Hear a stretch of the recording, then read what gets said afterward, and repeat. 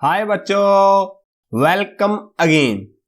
तो बच्चों हम कर रहे हैं जेएनबी 9th क्लास का मैथ्स और उसमें हम एक बहुत ही इंपॉर्टेंट टॉपिक देखेंगे जिसका नाम है क्यूब एंड क्यूब रूट, यानी कि गण और गणमूल। ठीक है सर। तो बच्चों इस टॉपिक में से 2 से 3 मार्क्स का पेपर आता है और ये टॉपिक ना तो ज्यादा डिफिकल्ट है ना ज्यादा इजी, तो मॉडरेट लेवल का ये चैप्टर है और इस चैप्टर को हम बिल्कुल बेसिक से स्टार्ट करेंगे और एडवांस लेवल तक जाएंगे। और बच्चों इसके साथ साथ हम इस चैप्टर के आपको शॉर्ट ट्रिक्स बताएंगे ताकि आप क्वेश्चंस को बहुत ही कम समय में सॉल्व कर सको। ठीक है सर। तो बच्चों ये कुछ क्वेश्चंस हैं जो लेटेस्ट जेएनबी में आ चुके हैं। आप इन सब क्वेश्चंस को ट्राई कर सकते हो। अगर आपसे नहीं बन रहे या करने में ज्यादा टाइम लग रहा है तो आज की वीडियो देखो और हर एक क्वेश्चंस को 20 से 30 सेकंड में सॉल्व करो। तो ठीक है सर, जल्दी से स्टार्ट करो। तो चलो बच्चों शुरू करते हैं। तो बच्चों इनके क्वेश्चन स्टार्ट करने से पहले हम इसका थोड़ा बेसिक देख लेते हैं कि क्यूब यानी घन और क्यूब रूट यानी घनमूल क्या होता है और इनको हम कैसे निकालते हैं। ठीक है सर। तो बच्चों इसके लिए हम एक एग्जांपल मान लेते हैं। मान लो हमारे पास है एक नंबर 5 और हमने क्या करना है कि 5 का क्यूब यानी कि घन निकालना है। तो बच्चों इसको कैसे निकालते हैं अभी देखते हैं। सबसे पहले क्या करो कि जिस भी नंबर का हमने क्यूब फाइंड करना है उसको लिख लो। तो हम लिख लेते हैं 5 और उसके बाद क्यूब का मतलब होता है बच्चों किसी भी नंबर की पावर 3, यानी कि उसके ऊपर पावर 3 लिख दो। सर इसका क्या मतलब हुआ? तो इसका मतलब हुआ बच्चों कि 5 को हमने 3 बार मल्टीप्लाई करना है खुद के साथ ही। 5 × 5 × 5, जो भी बच्चों इसका आंसर आ जाएगा वही हमारा 5 का क्यूब होगा। ठीक है सर। तो 5 को 5 के साथ करें, आ गया 25। 25 को 5 के साथ करें, 25 पंजे 125। तो बच्चों ये आ गया आपका आंसर, यानी कि 5 का हमारा क्यूब कितना आ गया? तो 5 का क्यूब आ गया हमारा 125। ठीक है सर, क्यूब तो पता चल गया। अब बच्चों हम बात करते हैं क्यूब रूट यानी घनमूल की। तो बच्चों क्यूब रूट अगर हम सिंपल लैंग्वेज में देखें तो क्यूब का ही उल्टा होता है। सर कैसे? जैसे बच्चों क्यूब में हमने क्या किया था, एक नंबर को 3 बार मल्टीप्लाई किया था और हमारे पास 125 आ गया था। अब 125 के क्यूब रूट में क्या होगा कि हम किस नंबर को 3 बार मल्टीप्लाई करें ताकि हमारे पास 125 आ जाए। ठीक है सर, लेकिन इसको कैसे लिखते हैं? तो अब बच्चों अभी इसको हम लिखते हैं जैसे हमने क्यूब को ऊपर 3 लिखा था ना, वैसे ही क्यूब रूट को लिखने का तरीका है। पहले तो हम यहां पे लिख देंगे एक स्क्वायर रूट की तरह, उसके बाद इसमें लगा देंगे 3। तो बच्चों ये हो गया हमारा क्यूब रूट का सिंबल। अब किसका क्यूब रूट निकालना है? 125 का, तो इसके बीच में लिख दो 125। ठीक है सर। लेकिन सर इसे सॉल्व कैसे करते हैं? तो बच्चों क्यूब रूट निकालने का सिर्फ एक ही मेथड है जिसे कहते हैं फैक्टराइजेशन। तो इसको भी हम फैक्टराइजेशन से ही करेंगे, यानी कि जो भी क्यूब रूट के अंदर है उसके हमने बनाने हैं फैक्टर। हाँ सर बना लेते हैं। तो 125 के कौन से फैक्टर हो जाएंगे? सबसे पहले अंदर रखो 125, ये आएगा किस पे? 5 पे, ये आ जाएगा 25। उसके बाद ये फिर से 5 पे जाएगा और 5 और लास्ट में 5 पे, ये पूरा पूरा हो गया बच्चों डिवाइड। अब देखो बच्चों ये जितने भी फैक्टर आ गए इसको पहले क्यूब रूट में रख दो। जैसे ये था हमारा क्यूब रूट, यहां पे था 3, इसके अंदर बच्चों ये तीनों फैक्टर्स रख दो। तो क्या है? 5 × 5 × 5। जैसे बच्चों हमारा स्क्वायर रूट में से 2 की जोड़ी में से 1 बाहर आता था, तो इसमें क्या होता है कि एक ट्रायो या ट्रिपलेट या त्रिक में से एक बच्चों नंबर बाहर आ जाएगा। तो हमारे पास 3 5 है, इनका 1 5 बाहर आ जाएगा और वही हो जाएगा बच्चों हमारा आंसर। तो हमने क्या किया कि 125 का क्यूब रूट हमारा आ गया 5। तो बच्चों इसी का पहले हमने स्क्वायर रूट निकाला, उसके बाद उसका हमने क्यूब रूट निकाला, वही नंबर आ गया। ठीक है सर, तो आपने सीख लिया कि कैसे आपने क्यूब फाइंड करना है और कैसे करना है क्यूब रूट। और बच्चों इसके साथ साथ ये कुछ इंपॉर्टेंट क्यूब आपको लिख रखे हैं 1 से लेके 10 तक, इनको आप याद कर लो क्योंकि काफी बार इनमें से ही क्वेश्चन आ जाता है। जैसे बच्चों 1 को 3 बार करें तो 1 का क्यूब हो जाएगा 3, ऐसे 4 का 64, 8 का 512 और 10 का 1000। तो इन सभी को बच्चों नोट कर लो। अब हम करते हैं धमाकेदार क्वेश्चंस। तो ठीक है सर, ये रहा बच्चों आज का फर्स्ट क्वेश्चन और ध्यान से देख लेना हर एक क्वेश्चन को। ठीक है सर, तो क्वेश्चन है 0.8 का घन ज्ञात कीजिए, यानी कि हमने बच्चों 0.8 का क्यूब फाइंड करना है। ठीक है सर, तो बच्चों फाइंड करो। हाँ सर, हमें पता है कि सबसे पहले तो हमने नंबर लिखना है 0.8 और इसके ऊपर हमने लिखना है क्यूब का सिंबल। ठीक है बच्चों, उसके बाद बताओ बच्चों क्या करना है। हाँ सर, उसके बाद हम इसको 3 बार मल्टीप्लाई कर देंगे और आंसर आ जाएगा। हाँ बच्चों, तो करो। तो क्या हो जाएगा 0.8 इंटू 0.8 इंटू 0.8। ठीक है बच्चों, आपने लिख दिया। अब क्या करो, इनको मल्टीप्लाई कर दो। सर ये कैसे करेंगे, इतनी बड़ी मल्टीप्लाई और बीच में यहाँ पे पॉइंट है। सर ये तो बहुत मुश्किल हो जाएगा, इसका तो कोई शॉर्टकट बता दो। तो चलो बच्चों, अब मैं आपको इस क्वेश्चन का शॉर्टकट बताता हूं और आने वाले हर एक क्वेश्चन का बच्चों शॉर्टकट आएगा, बस आप वीडियो में बने रहिए। ठीक है सर, तो बताओ। तो बच्चों जब भी ऐसा कोई क्वेश्चन आ जाए कि जिसमें डेसिमल हो और उसका हमने क्यूब फाइंड करना हो या क्यूब रूट फाइंड करना हो, तो सबसे पहले आपने क्या करना है कि भूल जाओ कि उस पर कोई पॉइंट भी है। ठीक है सर, तो हम भूल जाते हैं। तो देखो ये क्या बन जाएगा 8 इंटू 8 इंटू 8। ठीक है सर, अब क्या करें, अब बच्चों इनको मल्टीप्लाई कर दो। तो 8 को 8 के साथ 64 और 64 अट्ठे कितना होता है, हमारा होता है 512। सर ये आपको कैसे पता चला? क्योंकि बच्चों क्वेश्चन में सारे ऑप्शन ही 512 के हैं, तो हमें पता चल गया कि 512 है। क्या सर यही आंसर है? नहीं बच्चों, मेन काम तो अभी बाकी है। तो हमारा कौन सा आंसर आ गया? सर हमारा आ गया आंसर 512। लेकिन बच्चों ये क्वेश्चन यहां पे खत्म नहीं होता। हमने पहले डेसिमल को बुलाया था, अब हमें डेसिमल को फिर से बुलाना पड़ेगा। ठीक है सर, तो कैसे बुलाएंगे? अब देखो बच्चों, जो भी हमारा नॉर्मल नंबर होता है ना, उसमें लास्ट में हमारा ऐसे डेसिमल रहता है 512.0। अगर हम लिख दें तो इसकी वैल्यू भी 512 के बराबर रहेगी। ठीक है सर, अब बच्चों आपने ध्यान में रखना है कि हमारा ये जो डेसिमल है ना, ये हमारा लेफ्ट साइड को मूव करेगा। आपने बताना है कि ये कितने डिजिट मूव करेगा, वही बच्चों आपका हो जाएगा आंसर। ठीक है सर, आप ही बता दीजिए कि ये कितना मूव करेगा। अब देखो बच्चों, जितने डिजिट हमने भूले थे ये उतने डिजिट ही मूव कर जाएगा। जैसे देखो पॉइंट के बाद कितना है, 1 डेसिमल हमने भूल गए थे, ये दूसरा और ये तीसरा, यानी कि हमने 3 डिजिट का डेसिमल भूल दिया था। और ये हमारा जो डेसिमल है ना, ये 3 डिजिट लेफ्ट को मूव कर जाएगा, क्योंकि हमने 3 डिजिट पहले छोड़े थे क्वेश्चन के स्टार्टिंग में। ठीक है सर, तो यहां से यहां पे जंप कर गया 1 डिजिट, ये 2 डिजिट और ये 3 डिजिट, यानी कि यहां पे ये लग जाएगा आपका डेसिमल। तो आपका आंसर कितना हो जाएगा 512, या इसको बोल सकते हैं हम 0.512। बच्चों पॉइंट के बाद हम डायरेक्टली रीड नहीं करते, इसको 512 नहीं कहेंगे, इसको बोलेंगे 0.512 और यही आ गया बच्चों आपका आंसर। ठीक है सर, तो कौन सा ऑप्शन है बच्चों? ऑप्शन सी वाला।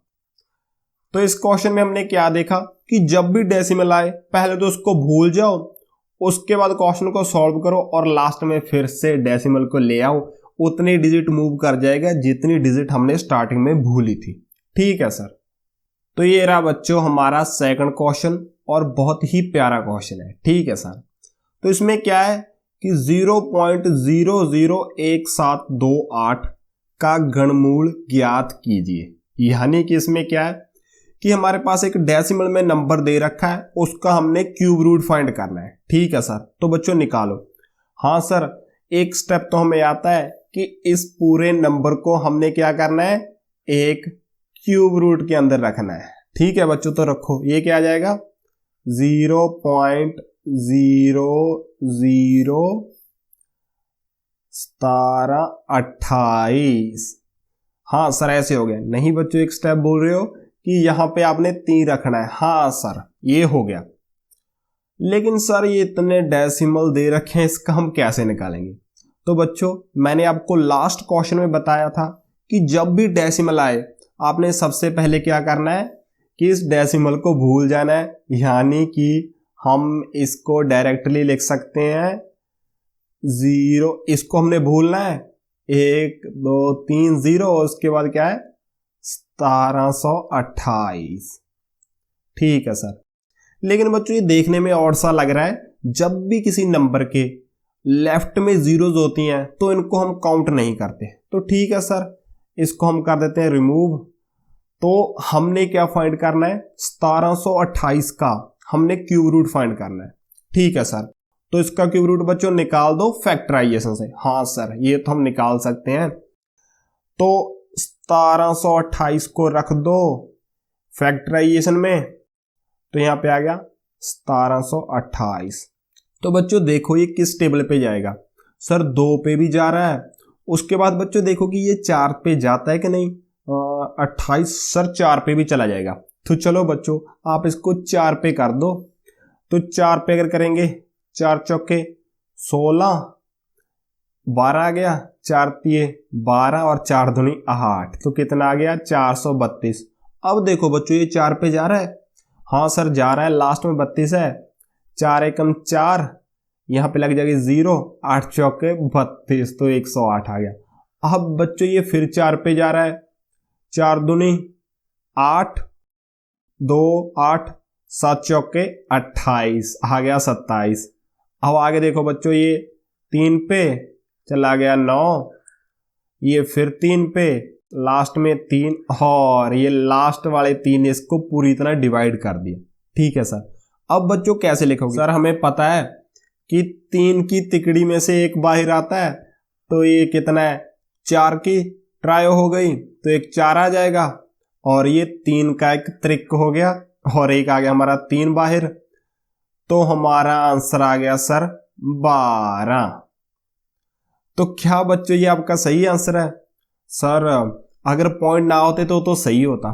तो सर इसको सही कर दीजिए, कैसे होगा? तो बच्चों हमें पता है कि इसमें अभी डेसिमल आएगा। कहां पे आता है डेसिमल?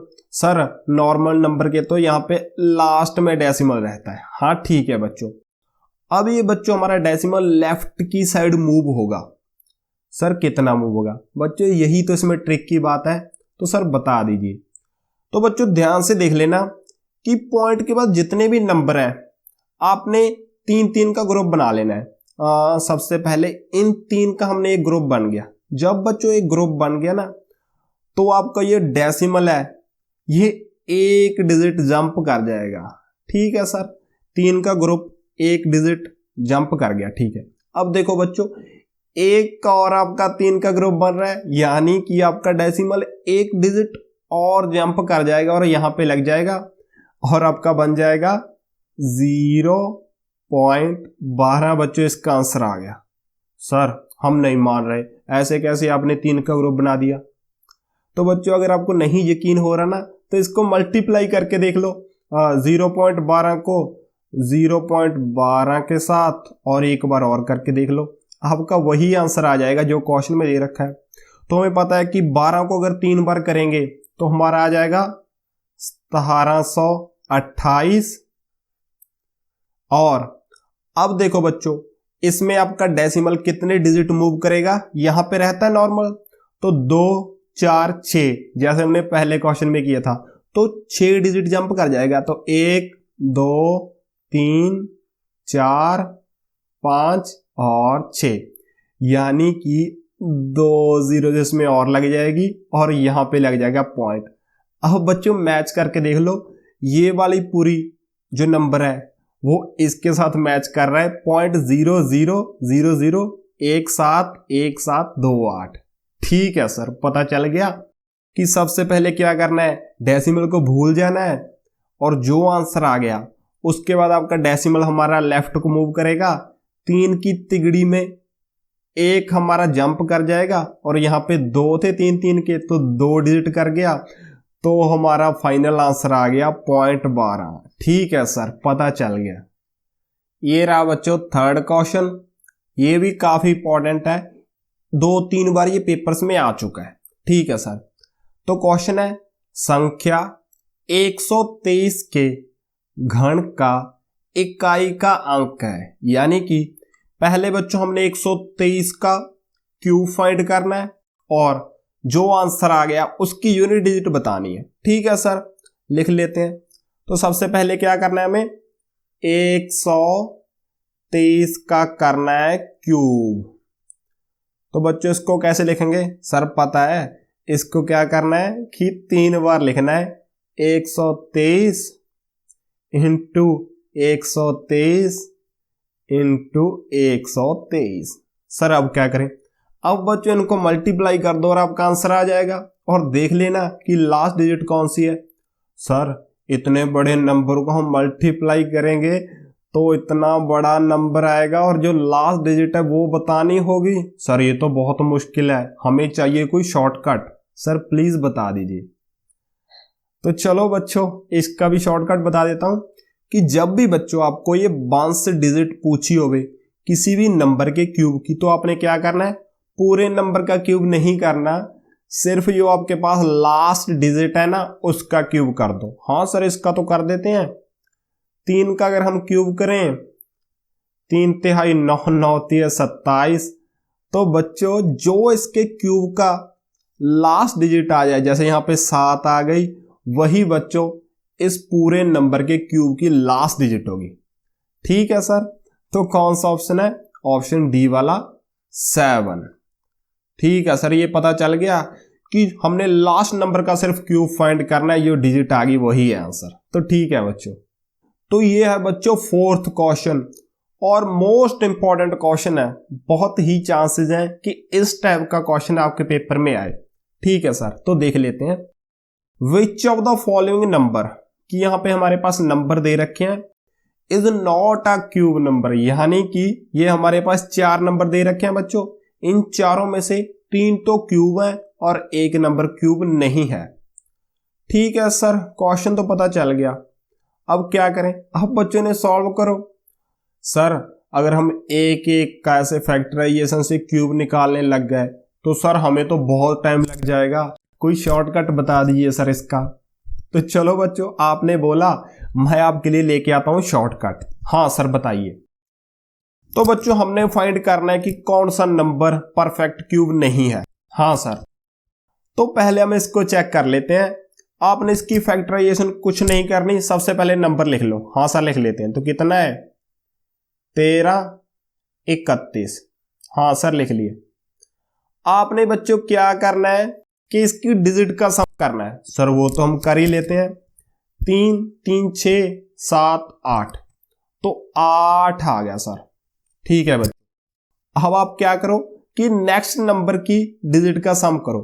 तो नेक्स्ट नंबर कौन कौन से हैं, एक हमारा 125, उसके बाद है हमारा 33 75 और लास्ट में हमारा 74 21। तो बच्चों अभी आपको पता चल जाएगा कि कौन सा नंबर परफेक्ट क्यूब नहीं है। हाँ सर बताइए।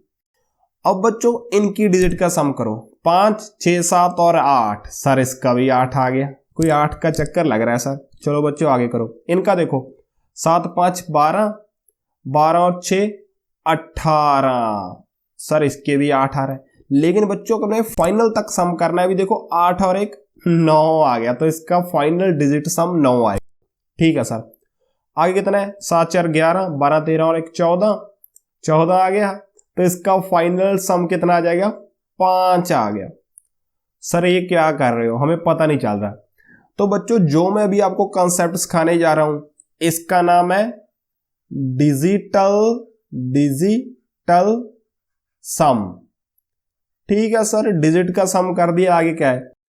तो बच्चों अगर आपका ये डिजिटल सम जो हमने किया है, डिजिट का सम, अगर तो आपका 8 आ गया जैसे इसमें आया है, या 9 आ गया, या फिर आपका 1 आ गया, तो आपका जो नंबर है वो क्यूब हो सकता है। ठीक है सर, अभी भी हो सकता है, लेकिन बच्चों इसका एक मैजिकल साइड और है कि अगर डिजिटल सम इनके अलावा कोई और हो, जैसे आपका 2 हो, 3 हो, 4 हो, जैसे यहां पे 5 आ गया, तो वो नंबर हमारा पक्का क्यूब नहीं होगा।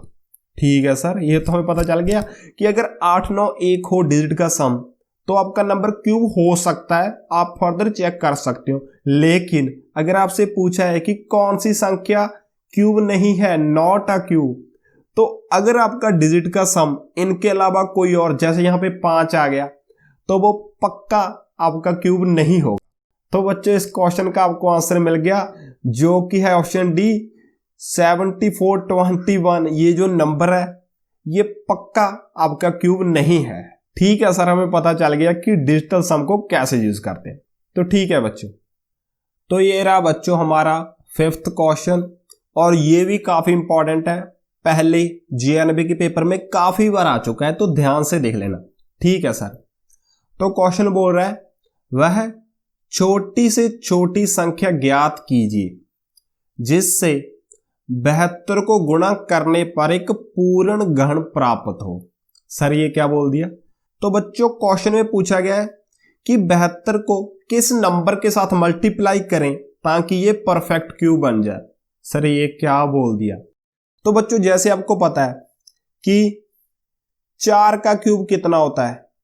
सर 4 का क्यूब होता है 16 चौके 64, तो 64 होता है। और बच्चों इसके बाद कौन सा नंबर है?